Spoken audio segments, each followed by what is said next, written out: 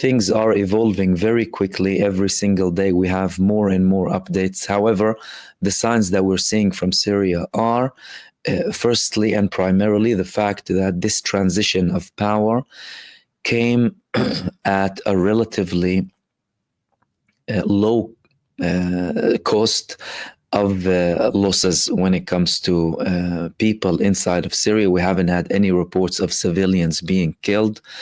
The forces that used to belong to the Assad regime, they withdrew and they handed in their weapons. The opposition forces that are now establishing a transition government, they gave amnesty to everyone in the Bashar al-Assad regime previously, so long as they handed in their weapons and they did not fight.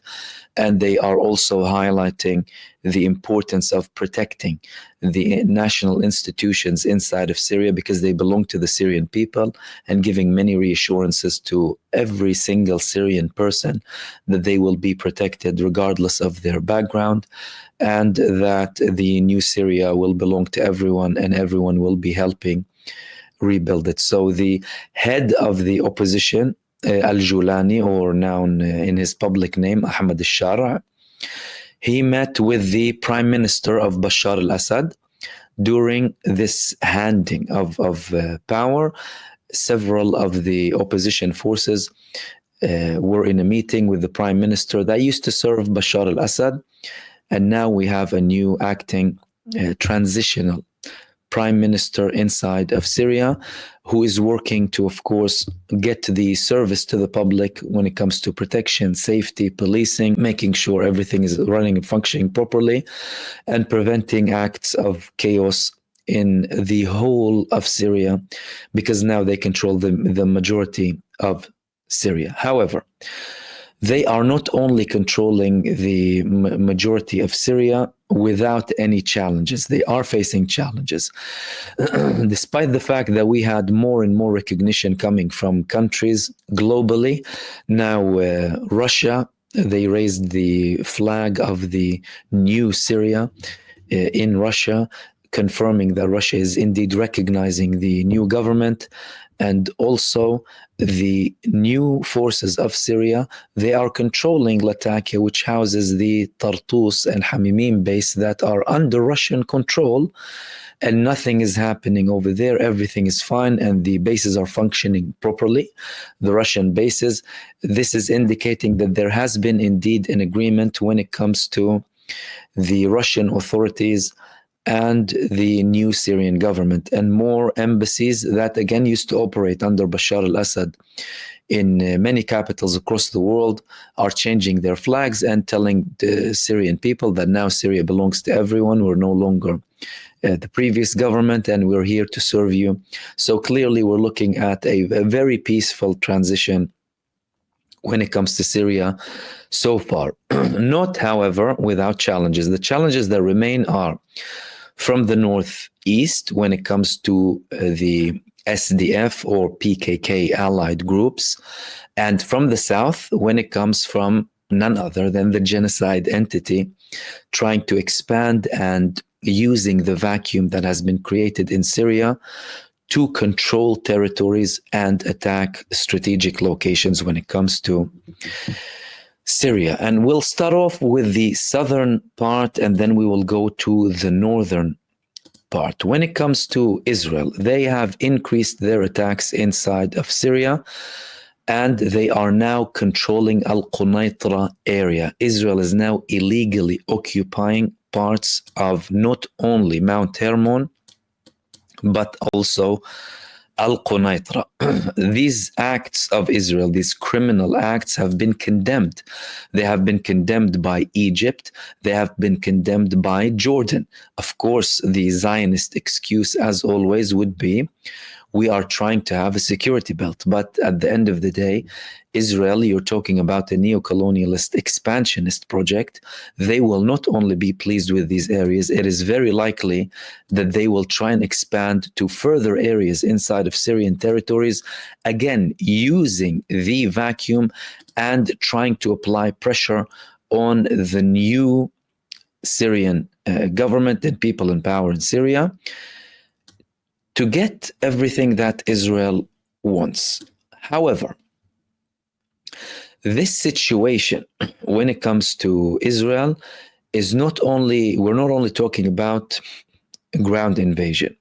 The way they're justifying it is, of course, in terms of security, and they have been, the Israeli media is talking in a very negative manner about Ahmad al-Shara or al-Julani, saying that you're talking about a crazy man, you're talking about a massive terrorist, you're talking about an ISIS member. It doesn't matter if he calls them HTS now.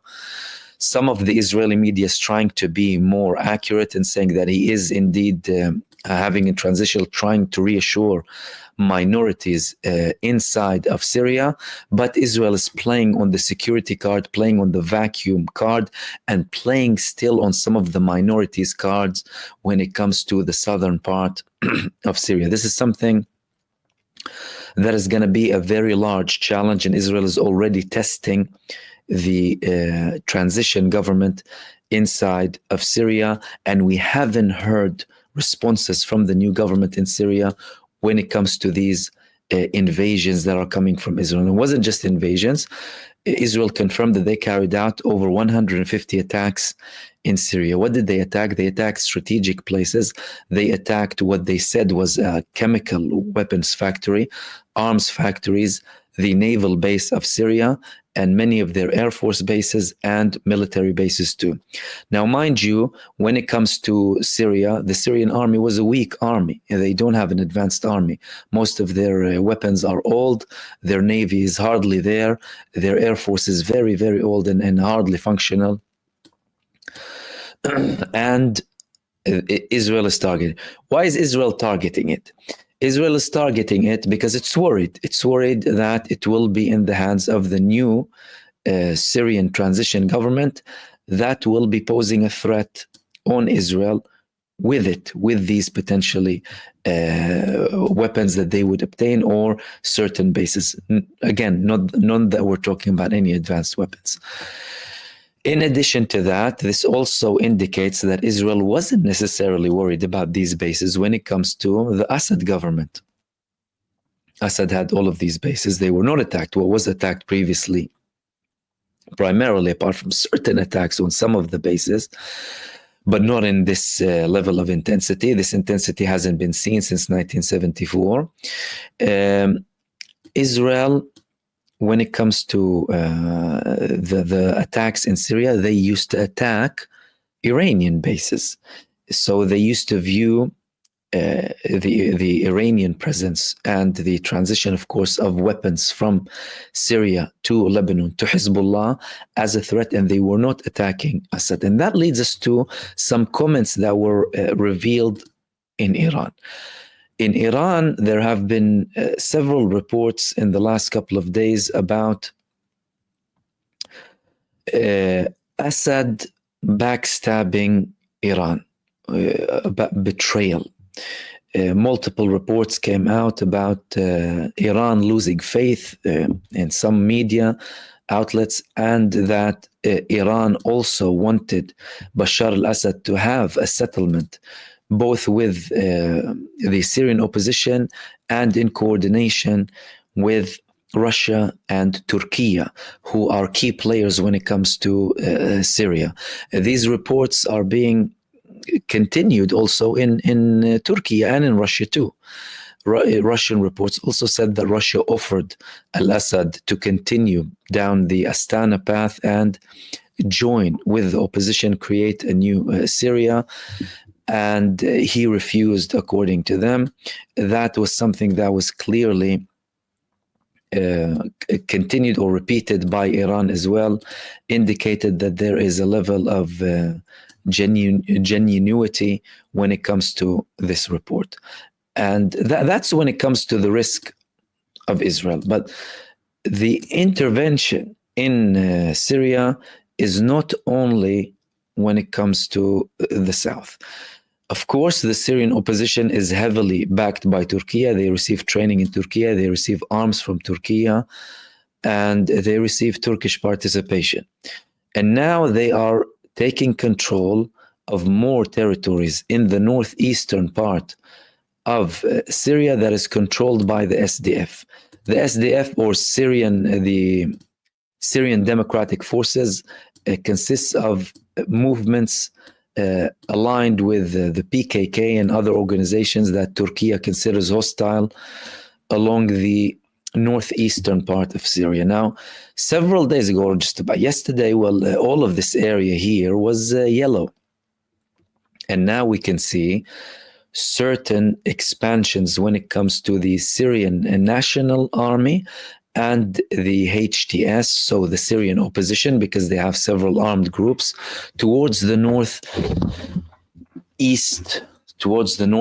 when it comes to Syria, despite threats from the United States 2 days ago, warning the Syrian opposition not to expand into Kurdish-controlled territories in the northeast. Clearly, the United States does have a plan to partition Syria, but when it comes to the Syrian opposition, they are clearly looking to have a united Syria with everyone included. Now, mind you, this split in Syria has been there post-2011, so for the majority of the time, you had US bases, you had the SDF, and you had other movements with Bashar al-Assad's presence. Likewise, with Israeli attacks in Syria. Israel used to attack Syria on a regular basis, and we used to report about that. Without Syrian response, because they lack the capacity to a large extent when it comes to fighting back Israel at the time, because they were busy internally, and that situation is not only that it's the same now, it's far more complicated. So now the situation, you talk about a massive vacuum, a transition, and Israel is of course trying to capitalize as much as possible when it comes to this transition to try and prevent this from going smoothly, especially with all of the talk about these the opposition as a whole in its entirety, as like ISIS, or the leader of HTS as a terrorist, and as if you're not talking about people who can be reasoned with, despite the fact that we're having different approach when it comes to other countries globally. So the Syrian opposition, they had operations here in Deir ez-Zor and in Kabajib, alongside other areas here. Multiple clashes in areas that are inside SDF-controlled territories. And we also had shelling. We had shelling from Turkish forces in the areas of Al-Raqqa and other parts too, when it comes to the northeastern part of Syria. So we're talking about a situation where, the biggest players here in the Syrian civil war, number one, the Syrian opposition now trying to establish itself and have a united Syria, alongside Turkey, Israel, Russia, and the United States. But the main players are now Turkey and Israel. And when it comes to Turkey, not only that they are supporting the armed groups, the armed opposition in Syria, or the transition government now, soon to be an established transition government, they are also supporting Syria with weapons. So yesterday we had reports of arms being channeled to Syria, and we're talking about tanks and also air defense systems. These things are very significant when it comes to Syria now. These are not necessarily going to be used immediately, but the fact that Turkey is already deploying tanks and air defense systems, this is something extremely significant.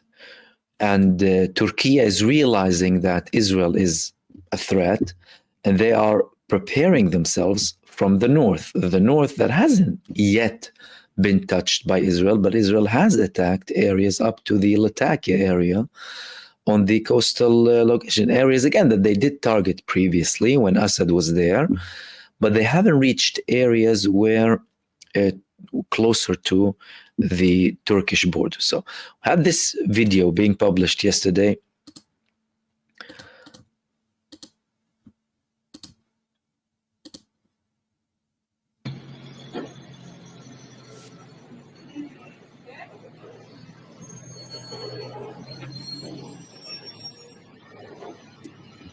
يا محمد الولي مدلعات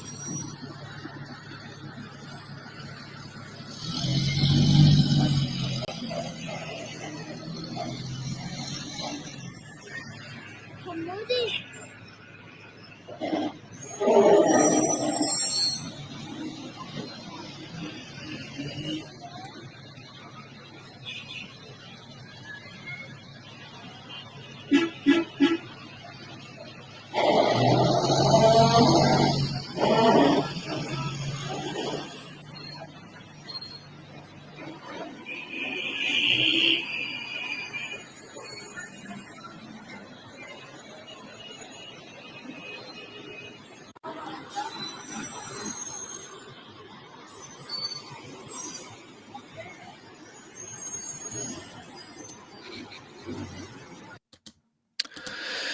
And this was only one video that was released yesterday with the Turkish deployment in North Syria with the heavy weapons. When we're talking about potentially air defense systems and tanks, you're talking about heavy arms when it comes to Turkey. Now, there's an argument that, of course, these could be used against the SDF, which is very likely. They would be likely to use them. But the fact that this is being channeled into Syrian territories and is not being used from Turkish territories is a massive progress. Why? Because with the attacks on the Kurdish or the SDF, mainly Kurdish-backed movements or PKK movements, and we're not just talking about the Kurdish population as a whole, of course, but the areas over there, they used to be conducted from within Turkish territories. But now that these weapons are going into Syrian territories, this is a massive progress. Why is it a massive progress? Well, because now they will be belonging to Syria, even if they are being supported by Turkey. And Turkey in Syria, they would be liberated from any sort of ties that they have as a NATO state, because Turkey is a member of the NATO. Now, a large argument when it comes to Turkey and its participation in any type of warfare, or even the potential escalation when it comes to Israel, that is looking likely to happen at some point in the future or in the very near future as well. The main obstacle were the geographical barriers. Turkey did not have borders with Israel, unlike Lebanon, Syria, Jordan, and Egypt. So now that we have an administration in Syria that is very much aligned with Turkey, you are talking about Turkey being at liberty without any ties of the NATO. Now, this doesn't mean we could potentially see everything explode all of a sudden, although things are moving very, very fast. But the fact that Turkey, only 12 or 13 days into this campaign, the deterrence of aggression, and now we already have a new government in Syria, is deploying heavy weapons without any official agreements from the new government, or without any transition government still being established, indicates that Russia is taking precautionary measures. So Israel is having the excuse of having these security concerns and illegally occupying Syrian lands and having attacks in Syria, in fear that the new government would take control of them. Not that they would actually benefit from them, because they're very old. They would have to work on, firstly, uniting Syria completely, having everything under the control. They are still, in many cases, looking for prisoners that have been in prisons for dozens of years without without anyone knowing about this. So there's a humanitarian issue to be dealt with, and there are many things to be considered too. But clearly Israel is already testing that, but Turkey is taking these measures. Now, one thing that we could see, and one thing can lead to another when it comes to Syria, is a situation where we have an established Syria. There is a Syrian government that is solid now, or transition government. Then we could potentially see Turkey having an agreement. Turkey having an agreement with Syria. With the level of influence of Turkey in Syria, you could be talking about Turkey being at liberty of doing many things inside of Syria. Turkey has an interest in they were developing in the process of having a pipeline from Qatar that goes to Europe as an alternative to Russia after the sanctions that have been imposed by Western countries against Russia following the war in Ukraine. And they were in talks with President Assad with regards to that. However, a report said that Assad refused to continue with these negotiations, that he did not want anyone to participate with him in power. But now that they have a government they have been supporting all along, they have supported the Syrian revolution from the beginning, Turkey,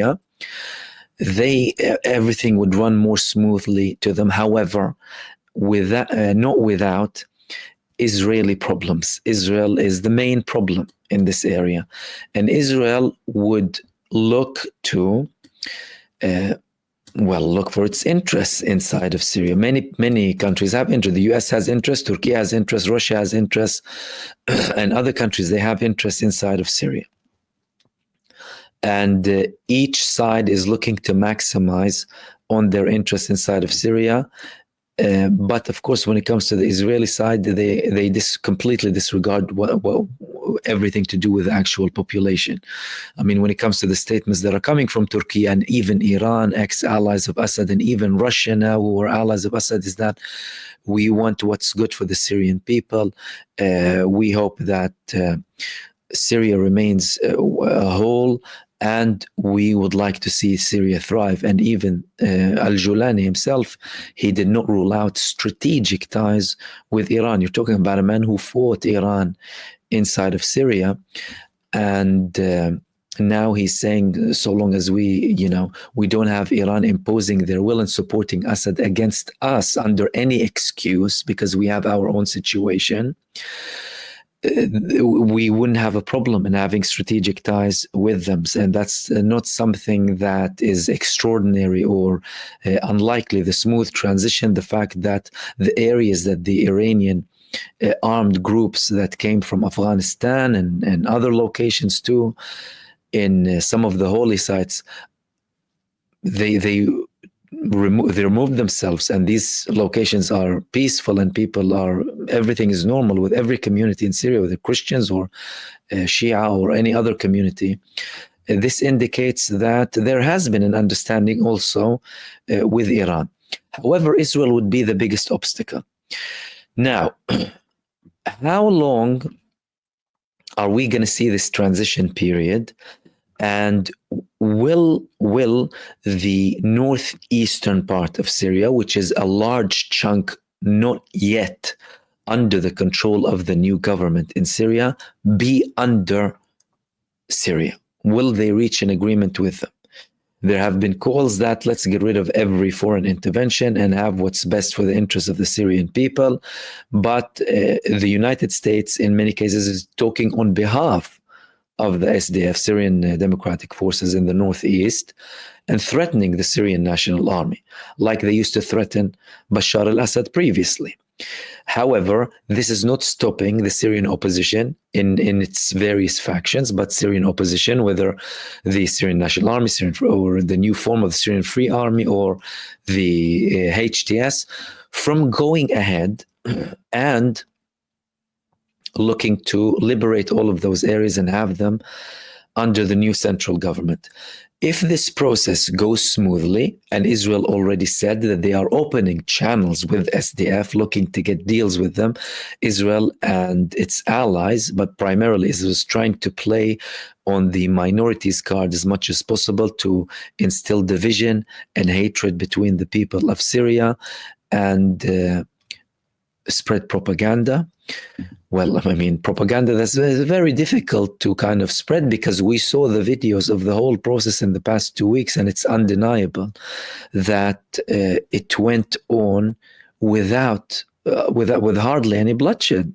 I mean, even when it comes to the Syrian troops handed in their weapons, and they are free. So many of the Assad forces now in Syria are free people, and the new Syrian government, they granted them amnesty. But Israel is still trying to play on the minorities and ethnicities cards, like they have when they established the state, with the typical colonialist approach. Israel is a neo-colonialist, expansionist entity. If this situation is resolved between the SDF and the central Syrian government, or the new transition government, we could be talking about more focus and a potential beginning of new negotiations and talks with many countries.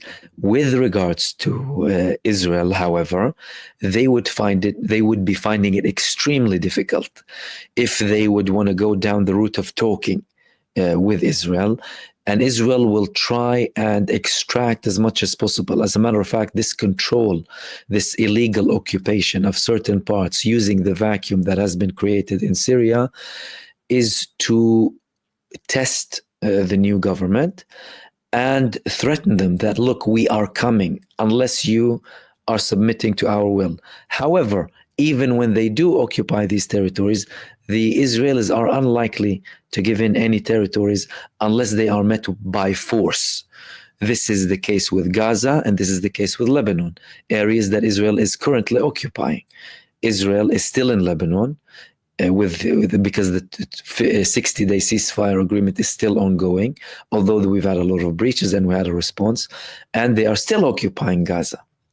And the only reason Israel would backtrack from these areas is armed resistance. So at one point, there's going to have to be a confrontation with Israel, unless something magical happens that we're not used to when it comes to Israel. Which leads me to the other point that I wanted to talk to you about.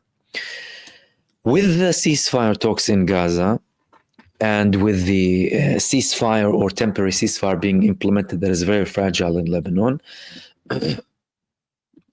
many people will be asking, well, where are the attacks? Where are the fronts? Where are the resistance fronts operating against Israel? There are a couple of things to that answer. Number one, in Gaza, they are still facing intense resistance by the Palestinian side. In Lebanon, Hezbollah have been warning them, and they had an attack on Israel as well. But Hezbollah are trying to use the ceasefire to their favor, because the war wasn't easy on Hezbollah too, although they inflicted a lot of pain on Israel. But when it comes to Yemen is still open. So today we had an attack inside of Tel Aviv. There was an explosion in a building in Tel Aviv, and the Ansarullah movement in Yemen declared that they targeted the strategic location in Sdoud, which is a coastal city in the southern occupied territories, and in Tel Aviv. Israel tried to ignore this attack, but we're talking about an attack that took place in the central part of Israel. This is a very significant attack. And Israel always tries to downplay what's happening when it comes to attacks being conducted against them. This is something that we're used to. However, this is not something to be undermined. Tel Aviv was a red line for Israel before that, although the Palestinian resistance had multiple strikes on it before, but now it's still under attack, indicating that, well, there will be no stopping up until we definitely have a ceasefire, which we don't have. There are hopes of a ceasefire. There's an advanced talk, but we still don't have a ceasefire. And the Yemeni front is continuing with its attacks on Israel. And the final thing that I wanted to talk to you about is the relation between Russia and Turkey when it comes to what's happening in Syria. Russia clearly has been taken by surprise in the initial phase. There are no indications that the Russian side or the Iranian side knew about the Operation Deterrence of Aggression before the Syrian opposition conducted it with support from Turkey. However, the tone shifted very quickly afterwards, both from Iran and from Russia. Iran spoke about treacherous behavior coming from al-Assad, and Russia, in many ways, as criticism, like, why didn't you continue the path of negotiations? Because it shook everyone in the beginning. It appeared to be that it was actually the opposition going against everything when we had confirmations from Assad's closest allies that he was the one insisting on not participating with anyone and having anyone sharing the power inside of Syria and having this transformation that Syria needed that much, that led to the opposition having this campaign. And then we saw how it was indeed implemented. Turkey and Russia are clearly aligned now when it comes to Syria, and the Iranian role is involved, but not in a very large manner. There was clearly coordination with Iran, but Syria and Turkey are in total coordination now when it comes to Syria. Erdogan, the Turkish president, he had a couple of statements. The first one was, we only have two leaders. There's only two main leaders remain in this world, and that's me and Putin, right? Erdogan reflects on global leadership. Only the two of us remain. Indicating that, we are the players now. We're the main players, me and Putin. He's not regarding the United States. He's not regarding other players too. We are going to be the ones calling the shots, well, the main shots when it comes to the region. He hasn't said these words, but now this is what it's indicating. We are having this influence, and this campaign is showing that they are indeed expanding their influence in the region. But the other thing that he shared that was interesting too was the fact that in the next few months, we will be seeing very important transitions for the world and for Turkey. He had a speech where he emphasized that the world is changing, and the next 2 to 3 months will be important. We will see what the Trump administration and the administration in the United States will be like, he's saying. The world will be completely different. The next 2 to 3 months are very important, as Turkey, and this is part of the article, as Turkey, we are doing our best and sending appropriate messages. Now, when it comes to the importance here, alongside this massive shift that's happening inside of Syria, this could also be an indication that we would be looking at one point towards an escalation inside of Syria that Turkey would be participating in. Again, because of the fact that we're going to be talking about a country like Syria, which is independent, Turkey will use its influence regardless of any agreements it has with NATO as Turkey, because we're talking about Syria. And they could potentially have a defense pact with Syria. If it reaches a level where they have a defense pact with Syria, that means Turkey will be at liberty to do whatever it wants when it comes to Syria, when it comes to tanks, when it comes to air defense, missiles, everything, to thwart and take down the threat that's coming from Israel.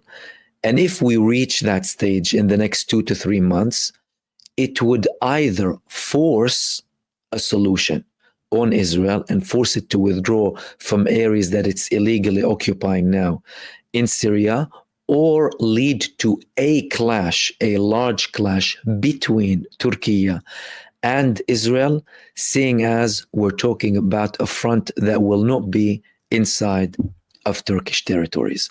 And these were the main things that I want to share with you in this video. As usual, I hope I shed some light and gave you relevant updates to what's happening. And I will see you soon in the next video. Peace.